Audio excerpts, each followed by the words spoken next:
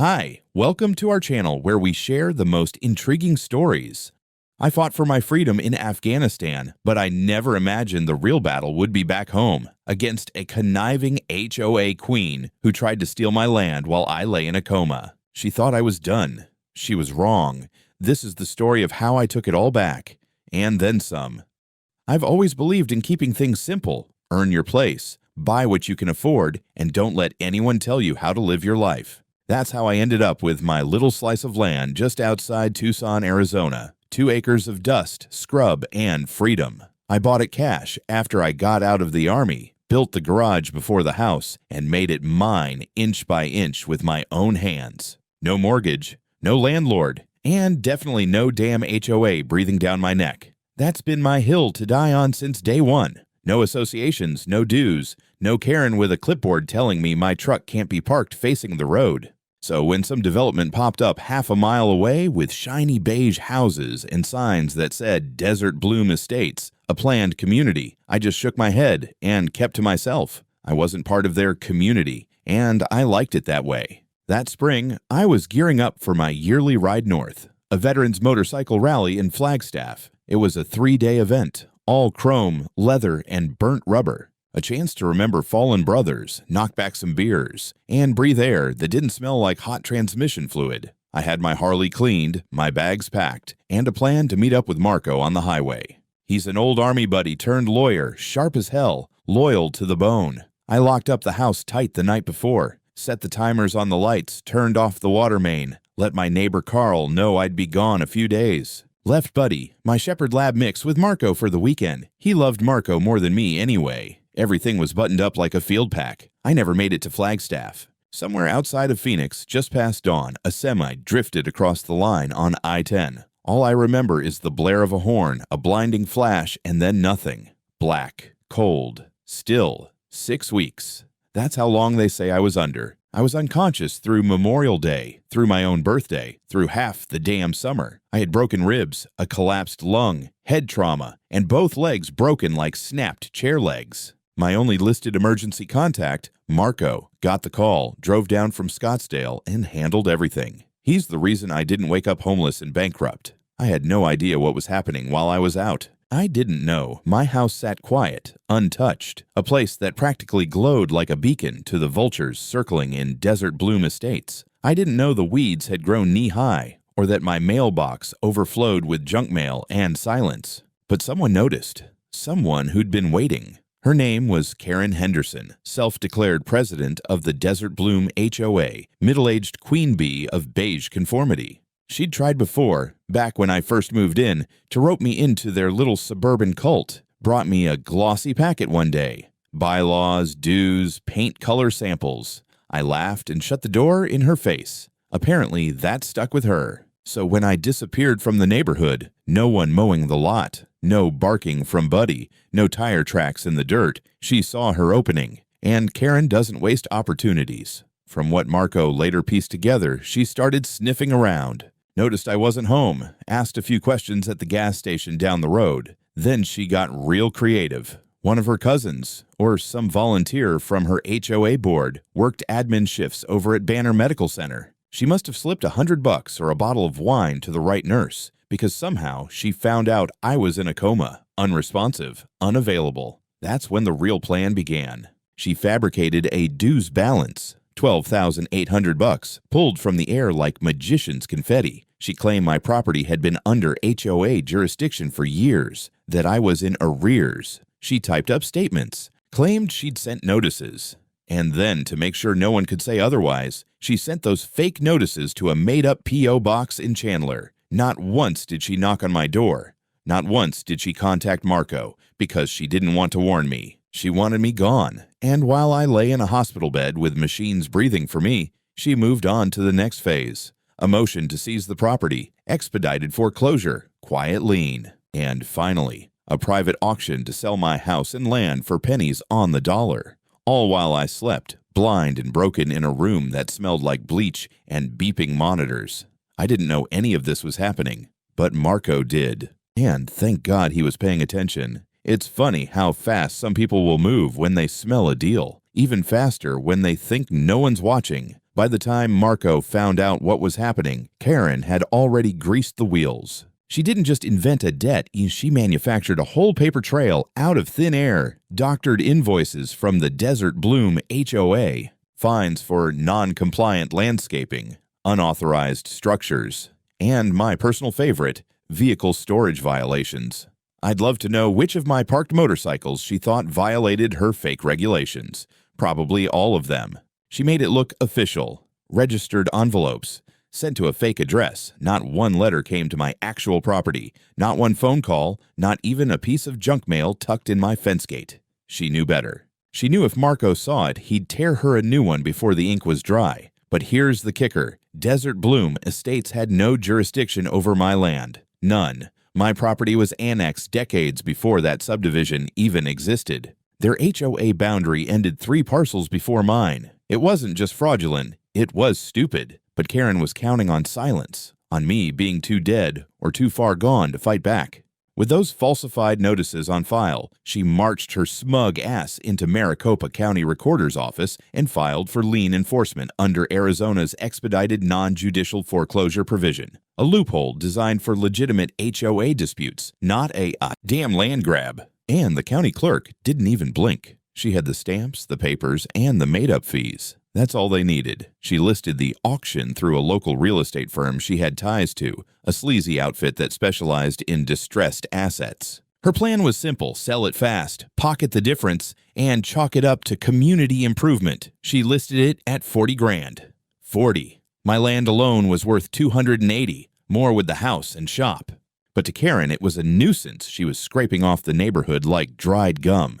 Marco had no reason to suspect anything until one of his legal interns flagged my address on a foreclosure list while doing a routine scan of auction schedules. He thought it was a mistake, called the county. They confirmed, auction scheduled in 48 hours. That's when Marco dropped everything and started digging.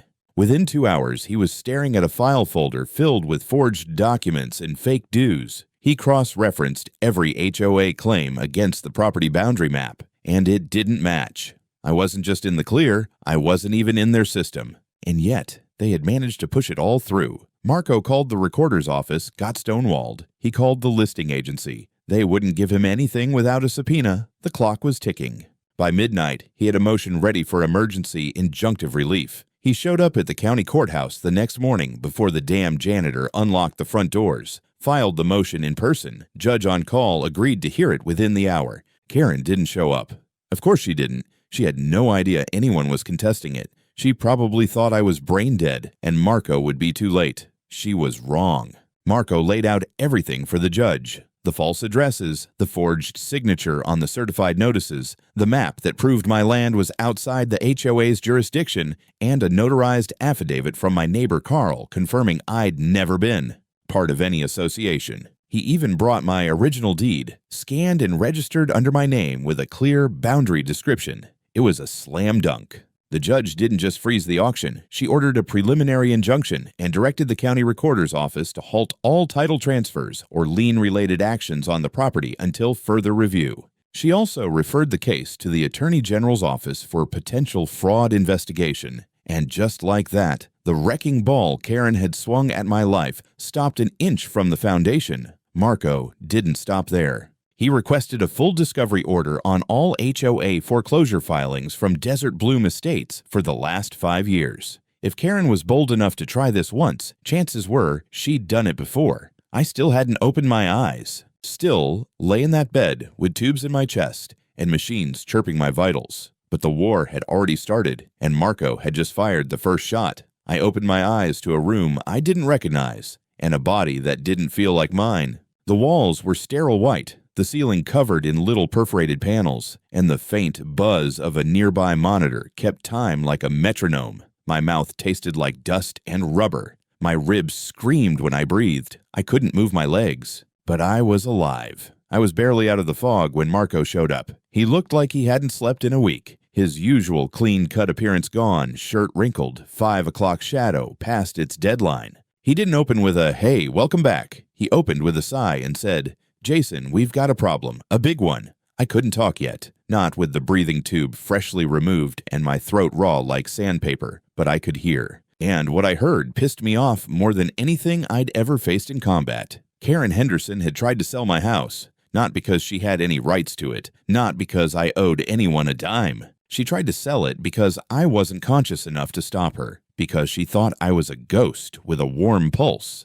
I couldn't get up, couldn't walk, couldn't even feed myself properly, but I knew one thing right away. She'd picked the wrong man to steal from. Marco filled me in slowly over the next few days. He didn't want to overload me, but I was relentless. I demanded to see the court filings, the copies of the forged notices, the foreclosure motion she'd filed with that smirk of hers probably etched into the margins. He brought in a tablet, and I tapped through PDFs like a detective piecing together a cold case. She had gone all in. Falsified mailing records, claimed she had delivered certified notices and never received a response. Even included a fake signature next to a printed name. I nearly ripped the IV out of my arm when I saw it. It was a half-assed attempt at copying my actual signature, one of those lazy loops someone thinks looks real enough to pass. She even listed a false last known address in Chandler, 2 cities away. Claimed mail had been returned, no forwarding address. The gall of it. I had owned that property longer than she'd lived in the damn state. Marco wasn't just sitting on this. He'd already filed a fraud complaint with the Arizona Real Estate Department. He'd also reached out to the county attorney's office, which had opened a preliminary inquiry into whether Desert Bloom Estates had a pattern of abuse. Apparently, my case wasn't the first time something fishy had happened with that HOA. That's when I started connecting the dots. I remembered a guy named Larry who used to live 3 lots down. Older fella, liked gardening, lived alone, quiet. One day, I noticed a for sale sign on his property, and then he was just gone. I thought maybe he'd passed or moved to be closer to family. Turns out, according to Marco, the property had been seized by Desert Bloom's HOA a year ago. Also due to unpaid dues. But Larry's house wasn't in the HOA either. Another one popped up, single mom with 3 kids. Same story. Claimed violations, unpaid dues, quick auction, gone. She'd posted something on Facebook about being railroaded and manipulated by the board before the post vanished. It was a pattern. A quiet one. The kind that slips past public attention because it's cloaked in bureaucracy and fake professionalism. Karen had turned her HOA into a personal machine for property theft. But this time, she'd messed with the wrong ghost. I couldn't do much from a hospital bed, but I could still think. I started planning from that moment on. I wanted names. I wanted dates. I wanted the name of every bastard who'd signed off on those forged documents and every real estate partner she'd worked with. I didn't want revenge. I wanted her publicly, legally, and permanently destroyed. The first call Marco made after stabilizing my case? A reporter, not just any reporter, Emily Reyes from the Arizona Star, a journalist with a reputation for digging up HOA corruption like it was buried treasure. She had done a whole investigative series on fraudulent property seizures in Scottsdale the year before. Marco laid it all out for her in a private call. A war veteran in a coma, a fake HOA debt, an illegal auction, and a fast-talking HOA president with delusions of ownership. Emily didn't need convincing. She was already pulling records before the call ended. The next step was getting my story out there, not just for me, but for every other name buried under a quick sale, a foreclosure stamp, and a lie. Recovery is a slow kind of hell. I've been shot at, blown up, and pinned under a flipped Humvee in Kandahar, but nothing made me feel more helpless than being strapped to a hospital bed, watching the world keep spinning while my muscles withered and my home sat under threat. They had me on physical therapy twice a day, mostly trying to get me to stand, which felt like a cruel joke with legs that didn't want to remember how to work. But the pain was useful. It gave me focus, something to burn through while I planned. Marco brought me updates daily. Every time he came in, he had more papers, more evidence, more names. We found out Karen had filed at least 4 similar foreclosures in the last 2 years, all on properties near HOA boundaries, all with the same shady notary, and always through that same real estate office she recommended. The kicker, she had connections to the owner, family ties. Emily Reyes, the reporter, had latched on hard. By week 2 of my recovery, she had already interviewed Marco and 2 former residents who claimed they'd been forced out by the HOA. She even managed to dig up copies of HOA meeting minutes that mentioned strategic community enhancements and liability removals. That was code for get rid of people like me. Meanwhile, Karen stayed silent.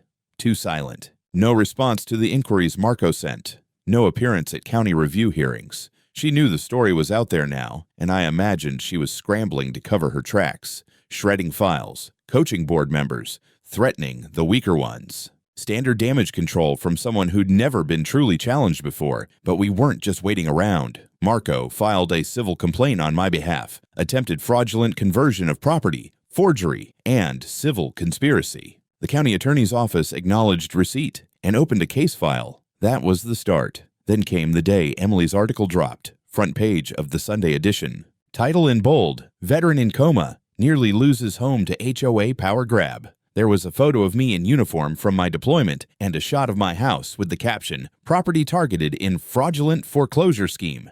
It exploded. The online version went viral within 12 hours. Reddit threads, Facebook reposts, even a few Twitter checkmarks got in on it. My inbox, well, Marco's inbox, since I wasn't allowed electronics, flooded with messages. Some were just support. Others were horror stories. People from all over Arizona, New Mexico, even Texas were sharing their HOA nightmares. Turns out, this wasn't isolated. This was systemic. One woman from Mesa wrote that her HOA claimed she owed for landscaping violations when her entire front yard was concrete. Another man in Flagstaff said he was fined for failure to remove Christmas decorations in July while he was deployed overseas. It was like lifting a manhole cover and discovering a sewer full of fraud. Then came the TV crews. Local ABC and NBC affiliates ran segments. They blurred my face at first, but I told Marco to let them use it. I wanted people to see me, to know that this happened to someone real, not a statistic. Not some anonymous homeowner. That pissed Karen off. We got a cease and desist from her lawyer the next day. Claimed defamation, emotional distress, misuse of her image. Marco practically laughed as he shredded it. They're running scared, he said, and now they're desperate. And desperate people make mistakes. A week later, Marco got a phone call from an anonymous number. The voice on the line was shaky. Female, probably late 30s. She claimed to be a former HOA board member, said she had documents, real ones, meeting notes, emails, copies of internal communications that never made it to the public minutes. She refused to give her name, but she agreed to meet. Neutral ground. Library in Oro Valley. Marco went alone. She showed up in sunglasses and a baseball cap, and she brought a manila envelope thick enough to choke a copier. Inside, gold. Internal memos about high-value property conversion targets, an Excel file labeled problem parcels. My name, address, and estimated liquidation value were all there. Next to it, status, in process. She had one more thing, an email between Karen and a man named Owen Caldwell, listed as a strategic acquisitions partner. Owen owned the real estate firm that handled all of Desert Bloom's auctions. The email simply read, if this one goes through, that'll make 5. You're welcome. We had them. Not just for my case, but for every dirty deal they'd tried to keep buried. When the story hit the national level, I was still learning how to walk again. Physical therapy was a daily grind. Parallel bars, resistance bands, and an overly chipper therapist named Ben, who kept telling me to visualize success, like I hadn't already visualized putting my foot through Karen's front door. But every time I turned on the TV in the rehab lounge or overheard someone whispering in the hallway, I knew the fight had moved beyond my property line. By the third day after Emily's article dropped, it had been picked up by national outlets. CNN ran a segment, Arizona veteran nearly loses home. While in coma, HOA fraud? Fox added their own spicy take, woke bureaucracy or HOA overreach. Whatever the flavor, it was out there. And the internet. The internet was on fire. Reddit threads under our legal advice and our HOA fails blew up. People were screen capping the article and sharing their own horror stories. A Marine Corps vet from Florida posted a video in full uniform telling Karen to rot in the same hell we sent insurgents to. A retired nurse in Nevada uploaded scanned documents showing her HOA fined her for a non-approved mailbox. A goddamn mailbox the HOA itself had installed. My case had become a lightning rod, a symbol. The vet in a coma whose land was almost stolen by the suburban mafia. Marco's phone rang nonstop. He gave statements to the press, forwarded tips to the county attorney, and started collecting every HOA-related horror story that came in. He set up a secure intake form and got over 300 responses in 72 hours. Then the real shift happened. State Representative Claudia Marine held a press conference outside the Capitol building in Phoenix. She stood there, holding up a printed copy of Emily's article and said, "If this can happen to a war veteran, it can happen to any Arizonan." She called for an emergency audit of all non-judicial HOA foreclosures in the last 5 years. The crowd behind her cheered like it was a campaign rally. A few days later, the Arizona Attorney General's office announced a joint task force with the state's real estate department and the Department of Financial Institutions. Their goal? Investigate fraudulent foreclosure practices, starting with Desert Bloom Estates. Karen hadn't made a single public statement, not one, but someone else did. A whistleblower from inside Owen Caldwell's real estate firm came forward anonymously through Emily. She handed over internal logs, auction scheduling notes, and call transcripts. There it was, in black and white, collusion between the HOA and Caldwell's office. Homes were pre-flagged as target rich, often with elderly, disabled, or isolated owners. It got worse. The logs showed they'd been doing this since at least 2018. 7 properties minimum. In each case, the recorded debt was fabricated. They all followed the same pattern: phony fines, no proper notice, expedited lien, quiet auction, Caldwell's office buying through shell LLCs, then flipping them at market value. Marco went white when he read it. "This is racketeering," he muttered. "This isn't just a civil case anymore. This is organized fraud." And just like that, the Fed stepped in. The U.S. Attorney's Office issued a formal inquiry into Desert Bloom and Caldwell Holdings, citing potential violations of the RICO Act. I couldn't believe it. One minute I was worried about standing without falling over, and the next I was the catalyst for a federal investigation. Karen, meanwhile, kept pretending nothing was happening. Except someone leaked audio from a closed HOA board meeting, probably the same anonymous informant who gave us the documents before. In the recording, Karen is heard saying, "He was supposed to stay dead." How the hell did this get out? That played on every major news station in Arizona that night. She tried to deny it, claimed it was doctored, but audio experts hired by a local affiliate confirmed the voice matched other public recordings of her. By the time I finally limped out of the hospital on my own 2 legs, I wasn't just coming home. I was walking into the middle of a firestorm. Protesters were camping out in front of the Desert Bloom office. People carried signs with slogans like, "You're next, Karen," and "Justice for Jason." One guy was dressed as Uncle Sam, holding a fake eviction notice addressed to Karen Henderson. I stood on my porch that evening, leaning on a cane, watching the sunset bleed across the sky. My land was still mine. My walls still stood. But I knew we weren't done. Not yet. Coming home was surreal. The gate still squeaked the same way when it opened. The sun still hit the west side of the garage just before dusk, but everything else felt like it had shifted.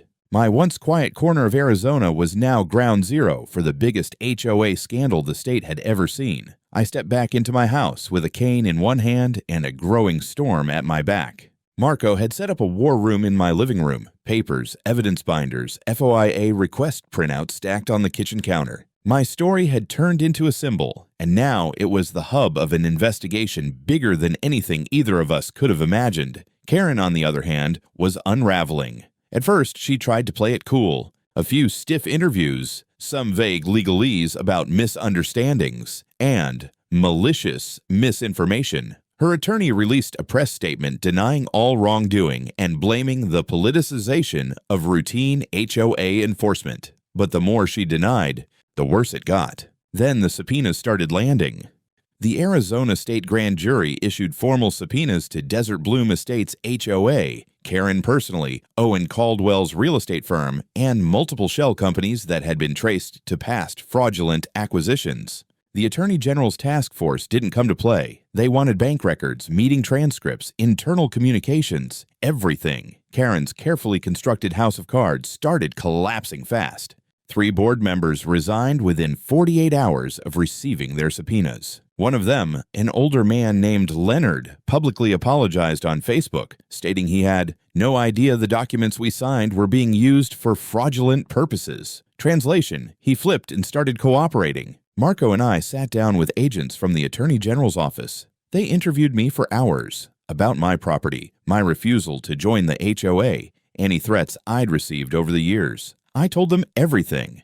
Every passive-aggressive letter, every comment about my garage not fitting community standards, every visit Karen made with her saccharine smile and veiled ultimatums. Then they showed me something I hadn't seen before, photos, surveillance images. From a neighbor's Ring camera across the road, Karen had come onto my property 3 separate times while I was in a coma, walked the perimeter, peered into my windows. Once she was even holding what looked like blueprints. They weren't just trying to take my house, they were scouting it. I felt a rage rise in my chest so fast I had to sit down. That house had my father's old gun rack, my mother's porch swing, my own damn blood in the woodwork from when I built the damn thing. And she'd prowled through it like it was already hers.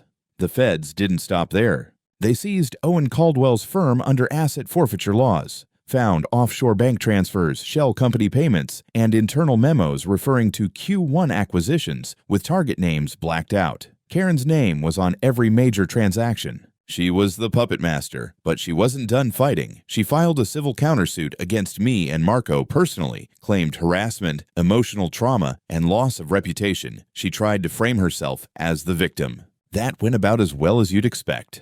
The judge laughed it out of court within 2 weeks. Then, in what might be the most insane moment of the entire circus, she called a community meeting, live streamed on the HOA's YouTube channel no less. She stood at the podium in a bright red blazer, voice shaking, and tried to rally the remaining residents behind her. "These attacks are a threat to all of us," she said. "They want to destroy our community.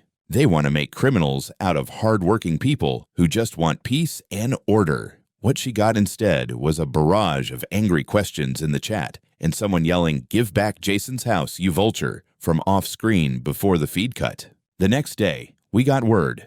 A federal grand jury had officially indicted Karen on 7 charges: fraud, conspiracy to commit fraud, wire fraud, forgery, racketeering, attempted unlawful conversion of property, and obstruction of justice. There was no more dodging, no more statements, no more fake mailings and doctored notices. They were coming for her.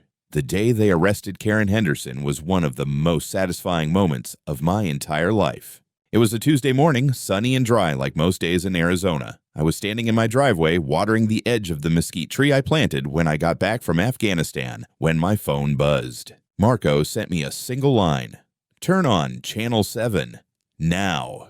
I limped back inside, still not fully steady without the cane, and flipped on the TV. The local anchor had this tight, serious look on her face, like she was trying not to smile. "Breaking news," she said. "The head of Desert Bloom Estates HOA has just been taken into federal custody during a scheduled community board meeting." Cut to video. Karen stood at her usual podium inside the HOA clubhouse, mid-sentence, ranting about coordinated character assassinations, when the doors opened and 2 U.S. Marshals walked in. One of them calmly said, "Karen Denise Henderson, you are under arrest for multiple counts of fraud, racketeering, and attempted unlawful seizure of property." She froze, tried to laugh it off, said, "This must be a mistake." Then she reached for a stack of papers, probably her latest set of falsified minutes, but they never made it out of her hands. One of the marshals gently took her by the wrist, while the other collected the papers.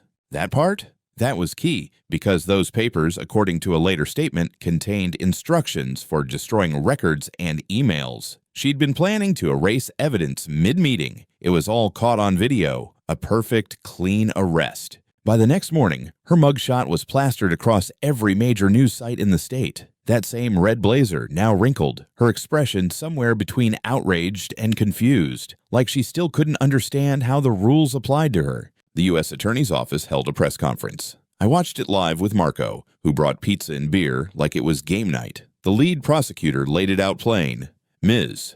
Henderson operated her homeowners association not as a non-profit oversight body, but as a vehicle for systematic fraud. She exploited legal ambiguities and the trust of her community to steal homes and launder those assets through personal and business affiliates. What began as a civil complaint is now a federal prosecution." They weren't done. They also announced indictments against Owen Caldwell, his CFO, and 2 other members of the Desert Bloom Board. The charges varied, but most of them were facing conspiracy and wire fraud, and at least 2 were cooperating, which meant Karen's case was already toast. A week later, the Arizona State HOA Oversight Commission, yeah, apparently that's a thing now, issued a cease and desist order against Desert Bloom Estates. Their nonprofit status was suspended pending the investigation, and the HOA was barred from collecting dues. issuing citations, or enforcing any policy until further notice. Residents were livid. Most hadn't known what was going on behind the scenes. Some were just now realizing that the liens on their homes were potentially bogus. I had neighbors stop me on the road, apologizing, thanking me, even offering to help around the property. One woman cried when she found out Karen had tried to seize her late mother's home last year and that she might finally get it back.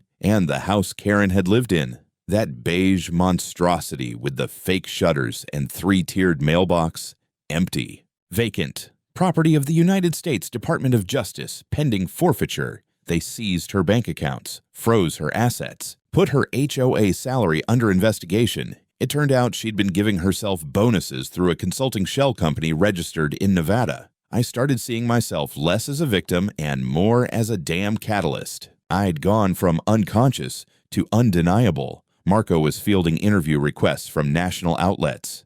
60 Minutes called. So did the Wall Street Journal. He turned them down, said we'd talk when the indictments became convictions. He was right to wait. Karen's legal team tried everything. Delays, mental health evaluations, jurisdictional challenges. Nothing stuck. The evidence was overwhelming. Video, documents, testimony, financial trails. The DOJ wasn't leaving anything to chance. And neither were we. Marco filed a civil suit in parallel with the criminal case, seeking damages not just for me, but for 5 other victims we'd connected through the investigation. We filed for punitive damages, property loss, emotional distress, the whole playbook. The number was big, 7 figures big. As for me, I was done being quiet. I gave my first interview, on my terms, to Emily Reyes, the journalist who'd stuck with us from the start. I met her outside my garage, sitting on a folding chair with Buddy at my feet and the desert wind blowing in from the hills. She asked me one question. If you could say one thing to Karen right now, what would it be? I looked at the camera dead on and said, "You should have waited for the obituary." It took nearly 8 months from the day Karen was arrested to the day. She stood before a federal judge in shackles and a prison-issued jumpsuit. Courtroom 3C was packed. Press, victims, state officials, even a couple of protesters holding signs outside the courthouse. Justice for the stolen and down with HOAs. I didn't sit in the back.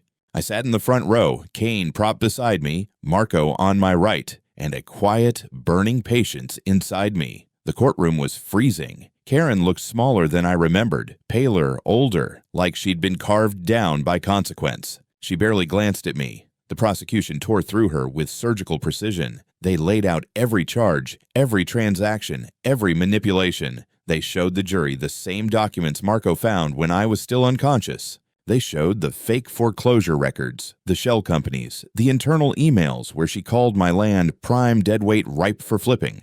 They played the audio of her saying, "He was supposed to stay dead."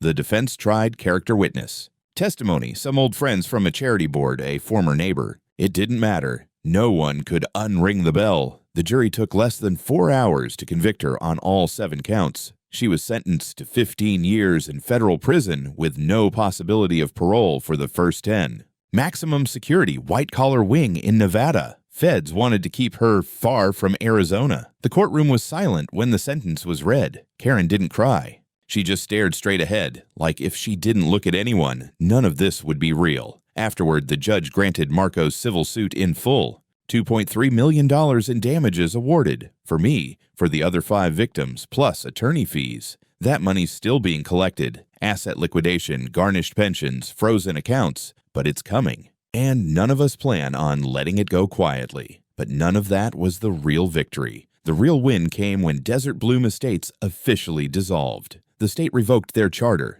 The HOA's assets, everything from their petty cash fund to their office furniture, were liquidated by court order. The building itself, a little stucco box with dusty blinds and fake potted plants, was seized and sold at auction.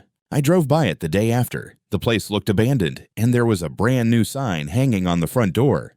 Property for sale by court order, no trespassing. I bought it, just to make a point. Now it sits empty on my land, where I moved it after I had it trailered over and plopped down at the edge of the desert. I'm turning it into a workshop for veterans. Somewhere real. Somewhere with purpose. A place that stands for something other than greed and control. And the best part?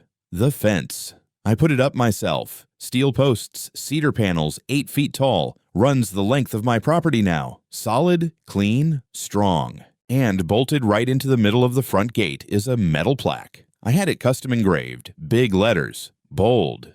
This property belongs to me, always, forever. Sometimes I sit on the porch with Buddy at my feet, watch the sunset bleeding across the desert, and just breathe. The dust still settles the same way. The land still creaks with heat when it cools. But everything feels different now. Because I earned this. I bled for this. And no one, not a Karen, not an HOA, not even the damn government, gets to take it from me again.